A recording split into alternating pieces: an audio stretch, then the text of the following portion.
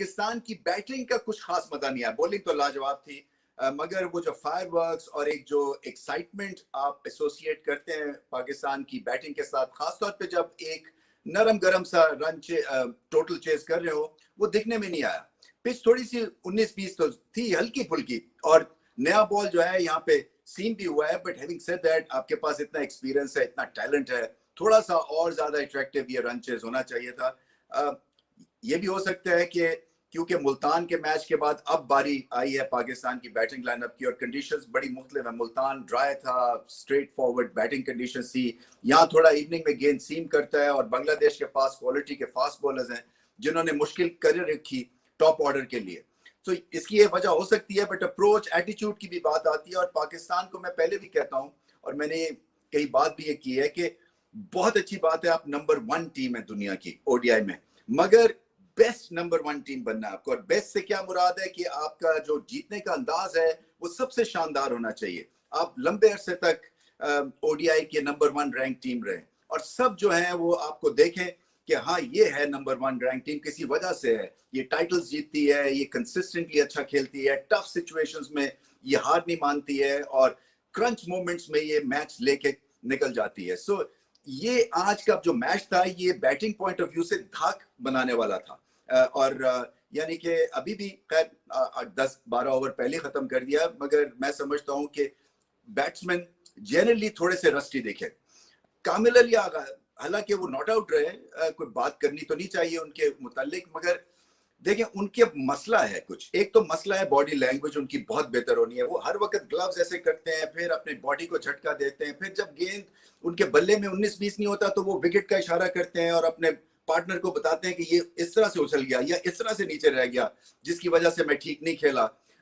फिर उनकी जो शॉट मेकिंग है वो है, या वो स्वीप करते हैं या वो रिवर्स स्वीप करते हैं, सीधी हिट जो है बड़े कम लगाते हुए देखा है उनको।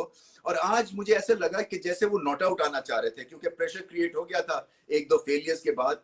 मिडिल ऑर्डर में अगर आप हेजिटेंट रहेंगे और प्रेशर फील करेंगे 1-2 फेलियर्स का, तो फिर आपका रिदम चला जाता है, और फिर आप एक नई सिचुएशन से अपने आप को घेर लेते हैं, जो कि मेंटल एक तरह से सिचुएशन आप बना लेते हैं, टेक्निकल नहीं बल्कि मेंटल। सो इससे निकलना, इनको अभी यंग हैं, अभी इनके तो यहाँ पे वेट ही नहीं होना चाहिए। ये बिल्कुल ऐसे होना चाहिए कि एक्सपेक्टेशंस तो कम ही हैं, सब खुल के जाके खेलें। स्पेशली ऐसे मौके के ऊपर बॉटल अप नहीं होते हैं जब 10-15 रन रह जाते हैं। ऐसे मौके के ऊपर 2 छक्के लगा के सबको बताते हैं कि कितना ह्यूज टैलेंट है और आपकी बॉडी लैंग्वेज स्ट्रांग होने वाली है। फखर जमान इसी तरह से उनको प्रॉब्लम्स हैं, और उनको टेक्निकल इश्यूज हैं। उनके बल्ला एक खास एंगल पे आता है, इन स्विंग के ऊपर प्रॉब्लम है, आउट स्विंग के ऊपर प्रॉब्लम है, उनकी बैट ग्रिप में प्रॉब्लम है, उनको चांसेस मुतवातिर मिल रहे हैं। सो लोग कई दफा सोचते हैं कि एक को बहुत लंबा आप एक रूट देते हैं और दूसरे के ऊपर फौरन ही छुरी चला देते हैं।